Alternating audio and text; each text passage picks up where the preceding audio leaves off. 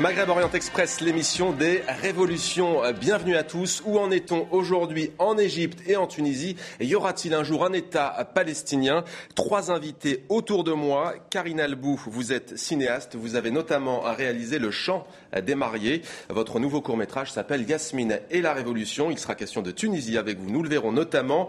Ala El Aswani, on ne vous présente plus. Vous êtes écrivain, vous êtes égyptien. On vous doit notamment le best-seller L'immeuble Yacoubian, qui, on le sait, a été adapté avec le même succès au cinéma. Vous avez aussi écrit Chicago, un roman qui est lui en ce moment porté au Théâtre des Amandiers. C'est à Nanterre près de Paris. Ça s'appelle J'aurais voulu être égyptien, mise en scène signée Jean-Louis Martelly. Et avec nous également Stéphanie Latabdallah. Merci à vous aussi d'être avec nous. Vous êtes chercheuse, historienne, politologue, chercheuse à l'Institut d'études et de recherche sur le monde arabe et musulman. Vous avez co-dirigé ce livre avec Cédric Parizeau. Ça s'appelle À l'ombre du mur, Israéliens et Palestiniens. Entre séparation et occupation chez Actes Sud. Peut-être un mot à tous les trois d'abord sur l'info du jour. En Arabie Saoudite, le roi Abdallah annonce que les femmes vont pouvoir voter. L'Arabie Saoudite, où vous le savez, les femmes ne peuvent pas au jour d'aujourd'hui conduire une voiture. Elles ne peuvent pas non plus voyager sans l'autorisation d'un tuteur.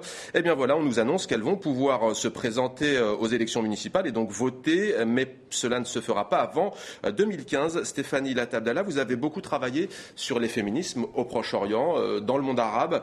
Comment vous accueillez cette annonce ? Bon, c'est une annonce toute relative. C'est un droit de vote au municipal, tout comme d'ailleurs les hommes, dans un contexte évidemment non démocratique. On peut dire que ça répond à des pressions des femmes saoudiennes depuis un moment. Depuis le milieu des années 90, il y a eu de nombreuses manifestations pour le droit de conduire. Il y a des militantes qui se rendent sur les frontières pour revendiquer le droit à pouvoir voyager sans l'autorisation de leur mari. Donc il y a une volonté, je pense, dans le contexte des révolutions arabes, d'ouvrir quelque part un espace démocratique. Et c'est vrai qu'on peut voir que les femmes sont souvent une espèce de variable d'ajustement pour les régimes qui tentent de négocier entre autoritarisme et démocratie. Et bon, moi, je le comprends dans ce contexte. Il faut aussi peut-être rappeler que dans des pays voisins, comme Bahreïn, comme Koweït, le droit de vote a été donné aussi aux femmes au cours des années 2000. Et donc, l'Arabie Saoudite souhaite donc peut-être enfin essayer de rentrer dans ce type de perspective. Alors, Karine Albou, sur la page Facebook de l'émission, Céline écrit « Mais quelles femmes pourront voter? Les pauvres, les bédouines, les immigrés, les femmes voilées ou tout simplement celles qui ont un mari émir ?» Est-ce que vous partagez ces interrogations ? Par rapport à l'Arabie Saoudite ? Oui. Non, j'espère que toutes les femmes pourront voter. Je dirais juste il serait temps. C'est vrai qu'en Tunisie, pour revenir à la Tunisie, le droit de vote, c'est le premier pays arabe qui a accordé le droit de vote aux femmes en 1957, grâce à Bourguiba. Et non pas Ben Ali, comme on le pense souvent. Oui, non, pas du tout. Et donc, et c'est vrai que c'est dommage que ça n'ait pas donné à l'époque une impulsion dans le reste du monde arabe, dont l'Arabie Saoudite. Donc bon, il serait temps que... Ala El Aswani, Stéphanie Latabdallah évoquait le printemps arabe. Alors, autre réaction, c'est Gormi qui nous dit pas facile le printemps arabe en parlant de l'Arabie Saoudite. C'est grâce à vous, en gros, les Égyptiens, les Tunisiens, non, que même le roi Abdallah de Jordanie aujourd'hui se positionne par rapport à cette question. Il y a une pression sur la famille royale, pas seulement saoudite, mais toutes les familles royales des Golfe. Et moi, je pense que c'est une étape, mais ça ne suffit pas parce que vraiment le régime saoudite, c'est un régime vraiment qui doit changer. Si maintenant on annonce qu'on va donner le droit de vote aux femmes, la question, est-ce que les hommes ont le droit de vote en Arabie Saoudite? C'est une vraiment question... Il n'y a qu'un scrutin municipal de toute façon. Ça veut dire ça. Mais est-ce que le gouvernement saoudite est élu vraiment? C'est ça la question. Et aussi, il y a une contradiction parce que jusqu'à maintenant, les femmes saoudites n'ont pas le droit de conduire des voitures. Alors comment elles vont voter si elles ne conduisent pas de voiture? En même temps, on entend plein de critiques. À pied. Un taxi peut-être. Un taxi. Et cela dit, c'est un coût. C'est un coût pour les femmes en Arabie Saoudite qui doivent payer les transports privés pour se déplacer. Parce que vous voyez, l'Arabie Saoudite maintenant, il y a 2 générations. J'ai étudié en Amérique, j'avais des collègues saoudite très éduqués, très intelligents. Ils ne sont pas contents, vous voyez. Le régime, la nouvelle génération en Arabie saoudite vraiment a dépassé ce régime. Alors, mais pourquoi est-ce qu'on entend peu de critiques? Peut-être c'est une question pour vous, Stéphanie Lattabdallah. Très peu de critiques contre l'Arabie saoudite, finalement. Et il y a eu le cas de Sakineh qui a été très médiatisé en Europe, mais l'Arabie saoudite, on en est aujourd'hui à 45 exécutions, puisque la peine de mort est pratiquée dans ce pays. On entend très peu de voix s'élever contre ce qui se passe dans ce pays. Récemment, les chars ont été envoyés à Bahreïn, on en parlait aussi. Pourquoi cette indulgence vis-à-vis des autorités saoudiennes? Enfin, on est dans le contexte d'une alliance... Oui, Sakineh, pardon, en Iran, me dit-on. Oui. Sakineh, c'était en Iran. Bien sûr. Mais des critiques donc contre l'Iran et moins contre l'Arabie saoudite. Tout à fait. On est le cas d'une alliance extrêmement forte avec les États-Unis, un pivot dans la région. Donc tout ça explique cela. Et dans le contexte actuel des révolutions arabes, on voit bien, avec le Conseil de coopération du Golfe, que les pays qui ont décidé de ne pas passer par la phase révolutionnaire, et notamment les monarchies, vont se retrouver au sein de ce Conseil de coopération du Golfe qui, quelque part, sera un bastion de non-changement. Alors évidemment, avec des choses différentes, si on parle de l'Arabie, effectivement, où il n'y a aucun espace démocratique, ou des pays comme la Jordanie et le Maroc, qui sont dans un tout autre contexte, bien que non démocratique, mais on voit très très bien quel type de bastion est en train de se constituer à côté des révolutions arabes, et avec la bénédiction des pays quand même européens ou américains. Ou les États-Unis. On regarde maintenant un extrait de Yasmine et la Révolution. Ça se passe à Paris au moment où le peuple tunisien se soulève. Un jeune est au téléphone avec son père qui est lui de l'autre côté de la Méditerranée en Tunisie. Et la sœur du jeune homme est à ses côtés. On regarde, on en parle juste après. Il y a des policiers partout. Ils tirent sur les manifestants. Naraf. Oui, je sais. Chefna fait telvza, chefna. Halko karahab. Putain, mais t'étais où, toi? Vas-y, assieds-toi là. Assieds-toi. Putain, il veut pas qu'on sorte. Quoi? Mais pourquoi? Oui, on va pas à la manif à République, ma trèfle. Mais tu sais, papa, c'est pas pareil ici, c'est différent. Ici, c'est interdit les cartouches. Ici, c'est tranquille, y a pas de problème. Oui, je te promets, je laisse pas Yasmine sortir. ما تقلقش. Je m'occupe de la maison. Quoi écrit? Oh non, en plus il crie là. Je vais gérer le truc, laisse. Oui, Baba. Asma. Tu sors pas de la maison, toi, aujourd'hui. Putain, tu m'as fait flipper. Alors finalement, ils vont bien aller place de la République à Paris pour manifester contre le régime de Ben Ali. Ces révolutions, Karine Albo, elles ont finalement remis en cause le patriarcat. Oui, c'est un peu le sens de la scène, c'est-à-dire qu'il y a deux générations qui s'affrontent.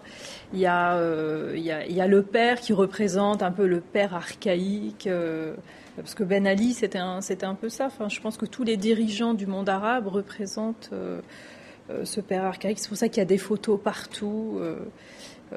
D'ailleurs, c'est très émouvant maintenant en Tunisie. Il n'y a plus du tout de photos de Ben Ali. Ça change beaucoup.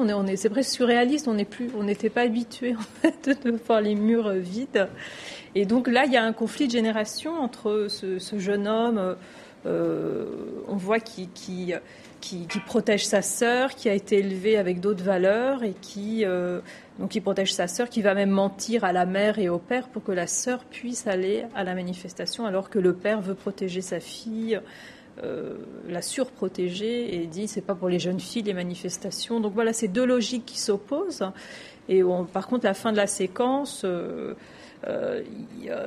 jeune homme est obligé de mentir en fait. Il n'arrive pas à faire admettre au père son point de vue. Et donc, ça passe... Il ne veut pas aller plus loin, il ne veut pas lui tenir tête. Non, et ça passe par le mensonge, en fait. C'est ça que je voulais aussi montrer, c'est que il reste encore du mensonge. C'est-à-dire qu'on ne peut pas complètement dire il ment à la mère, il ment au père, pour pouvoir aller à cette manifestation. Et sa dernière phrase, c'est de dire c'est deux monologues, il n'y a pas de dialogue, ça ne changera jamais. Et c'est quand même un enjeu de taille. Actuellement. La Soigny, au Caire, nous y étions. Ce sont aussi des anecdotes qu'on nous a racontées. Il y a des familles aussi qui étaient divisées. Faut-il y aller? Faut-il rester à la maison sur la place Tahrir? Oui, mais je pense que ça, c'était au commencement ou avant la Révolution. Dans un moment donné, À un moment donné, les gens vraiment, tous sont sortis. Spontanément. Oui, sur la place Tahrir. Et je pense que ça a eu une influence énorme parce que sur la place Tahrir, il y avait pendant 3 semaines, il y avait des familles. Toujours, souvent des familles, vous voyez. Quelqu'un qui amène sa femme et ses 3 enfants, par exemple. Et ça a été très lourd pour le régime. Vous voyez. C'est le mur de la peur qui était tombé. Tout à fait, tout à fait. Alors, détour maintenant par la scène du théâtre des Amandiers à Nanterre, près de Paris, où se joue en ce moment et jusqu'au 21 octobre, J'aurais voulu être égyptien. C'est donc inspiré de votre livre Chicago à la Laswani. La pièce raconte en fait les tiraillements de la communauté égyptienne dans cette ville américaine. Ce sont les mensonges du parti au pouvoir. La vérité, c'est que la moitié des Égyptiens vivent sous le seuil de pauvreté. Simplement au Caire, plus de 4 millions de personnes vivent dans des habitats précaires. Si vous voyez des aspects négatifs de la façon de diriger de son Excellence, Monsieur le Président, votre devoir religieux est de lui obéir. Mais qui dit cela? L'islam.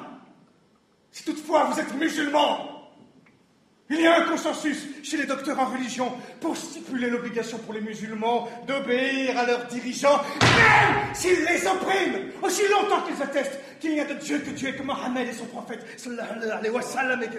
Non, je t'ai dit, sallallahu alayhi wa sallam, d'un coup, sallallahu alayhi wa sallam. Voilà. Sallallahu alayhi wa sallam. Et qu'ils font la prière aux heures prescrites. La sédition qui résulte de la lutte contre les dirigeants est beaucoup plus dangereuse que l'oppression pour la communauté des croyants. Mais ce discours n'est absolument pas celui de l'islam. Alors, Alaa Laswani, on a l'impression que c'est un échange d'un autre âge, complètement décalé et dépassé. Pour vous, dorénavant, c'est fini. On ne pourra plus demander à Paris, à Chicago ou à New York à des étudiants égyptiens de faire allégeance à un dictateur en place. Oui, mais il y a des choses très importantes qui restent, vous voyez. Parce que, par exemple, cette histoire qu'il y a une interprétation de l'islam qui soutient la dictature, ça existe. C'est le wahhabisme. Le wahhabisme, je dois ici préciser que c'est pas l'islam, et c'est pas, par exemple, l'interprétation égyptienne de l'islam qui a commencé en 1899 par Mohamed Abdou, qui a même influencé les autres pays arabes. L'interprétation égyptienne de Mohamed Abdou est très ouverte et très tolérante, mais c'est une interprétation saoudite à la base, et on n'a pas le droit vraiment d'opposer notre président, notre roi musulman, si il est musulman, s'il fait les prières, par exemple. Et vous me disiez d'ailleurs, sur la place Tahrir, ils n'ont même pas le droit au titre religieusement de martyr. Hein. Oui, non, mais ce sont les cheikhs de l'Arabie Saoudite. Ce sont les cheikhs de l'Arabie Saoudite qui ont fait des fatwas comme ça, qui ont dit que, par exemple, les révolutions en Tunisie et en Égypte sont contre l'islam, et que les gens qui ont été tués, les victimes, ne sont pas de martyrs en islam. Ça, c'est pas vrai du tout, parce que les cheikhs de l'Égypte ont répondu que c'est pas vrai. Vous êtes en train de travailler pour le roi saoudite et vous dites n'importe quoi, vous voyez. Mais ça existe. Alors, Alaa Laswani, l'actualité plus aujourd'hui en Égypte, des élections se profilent. Coup d'envoi, ce sera le 21 novembre. On commencera à voter à partir du 21 novembre et jusqu'au 4 mars. Moubarak est parti il y a bientôt 8 mois, très exactement le 11 février. Est-ce que cette transition, elle commence pas à vous paraître un peu longue quand même ? Oui, on a des difficultés. Je dis pas. Je suis très fier de ce qu'on a fait. Je pense que la révolution égyptienne et surtout la révolution égyptienne et la révolution tunisienne ont donné vraiment un modèle très positif, parce que c'était des révolutions pacifiques et qui ont pu vraiment pousser le dictateur pour qu'il quitte le pouvoir. Et c'est différent de la Libye, par exemple. Mais les difficultés, quelles sont-elles, justement ? La difficulté, c'est que le conseil militaire n'est pas révolutionnaire, vous voyez. Alors, on doit toujours faire une pression énorme pour que le conseil militaire vraiment prenne une décision. Oui. Alors, l'état d'urgence est toujours là, hein. Le quoi ? L'état d'urgence. Oui, l'état d'urgence, et aussi, ils n'ont pas le concept de la révolution, vous voyez. Ils ont le concept de la réforme. Et on ne peut pas appliquer des réformes au temps de la révolution. C'est très dangereux. Vous voyez, parce que la contre-révolution, ce qui existe en Égypte maintenant, essaye d'attaquer la révolution. Mais de toute façon, je suis très optimiste parce que je pense que le plus difficile a été fait déjà. Alors, une question sur la page Facebook de Maghreb Orient Express. À qui profitent les révolutions arabes et quels en sont leurs impacts sur l'Occident?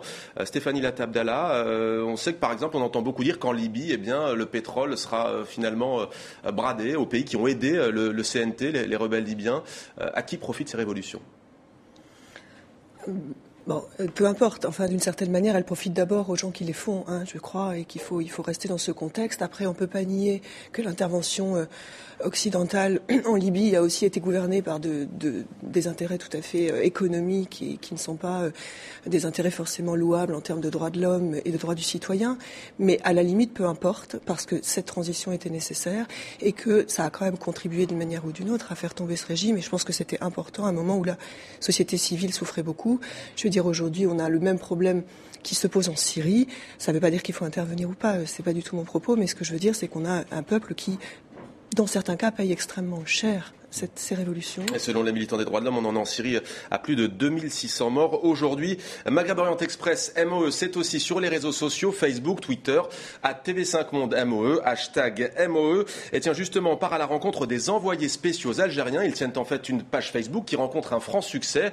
Ils diffusent des articles, des photos, des vidéos sur le quotidien des Algériens. Alors c'est par exemple le chômage, ça peut être aussi la colère contre la crise du logement ou encore la grève des fonctionnaires. On va partir à la rencontre de Younes Saber Chérif, qui est l'un des fondateurs des envoyés spéciaux. Alors c'est quoi exactement les ES algériens? La page des envoyés spéciaux algériens, c'est une page citoyenne où chaque adhérent peut devenir tout simplement l'envoyé spécial de sa région ou de sa cité, ou bien comme on dit chez nous, de Melhou Mata'ou.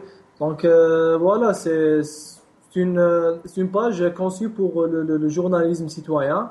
On a actuellement presque 70 000 adhérents et ça marche ainsi. Chaque adhérent contribue quotidiennement. Il nous envoie des informations, des photos, des vidéos. Voilà. Alors, autre question, il était beaucoup question de la Palestine cette semaine, actualité oblige. Et finalement, vous ne vous limitez pas seulement à l'actualité algérienne, Younes. Parfois, quand il y a des questions qui concernent l'Algérie de près, comme par exemple la question palestinienne ou bien ce qui se passe en Libye, on doit consacrer une part d'actualité à ces événements, parce que l'Algérie est liée directement à ce contexte régional. Merci beaucoup Younes d'avoir été avec nous et vous le disiez donc 70 000 amis, 70 000 fans et non pas 60 000. Comme je le disais, la Palestine, on en parle chez les envoyés spéciaux algériens, on en parle aussi ici à TV5 Monde. Vous le savez, Mahmoud Abbas a lancé cette semaine un appel historique en faveur de la reconnaissance officielle d'un État palestinien à la tribune des Nations Unies. Eh bien Mahmoud Abbas a fait un retour triomphal aujourd'hui chez lui à Ramallah, quartier général de l'autorité palestinienne. Mahmoud Abbas qui a été accueilli dans l'Alias en véritable héros. On va écouter le président palestinien Mahmoud Abbas. Nous avons démontré que nous voulons défendre nos droits par des moyens pacifiques, par les négociations, mais pas n'importe quelle négociation. Nous n'accepterons pas des négociations dont les fondations ne sont pas légitimes et tant que les Israéliens ne mettent pas fin à la colonisation. La colonisation qui est sur toutes les lèvres dans la région. Réaction du Premier ministre israélien Benjamin Netanyahou. Il appelle les Palestiniens à revenir à la table des négociations sans préalable. C'est-à-dire que pour Israël, pas question de mettre un terme à la colonisation avant de discuter. Stéphanie Latabdallah, votre livre porte donc sur ce conflit israéliens et palestiniens entre séparation et occupation. Un État palestinien viable aujourd'hui ou dans un avenir proche, c'est pas possible ? Disons que quelle que soit la décision qui sera prise aux Nations Unies, effectivement, sur le terrain, on n'a pas un État viable. Et ce n'est pas une décision qui le rendra viable demain. Et par là, j'entends que la réalité sur le terrain, c'est une centaine d'enclaves palestiniennes.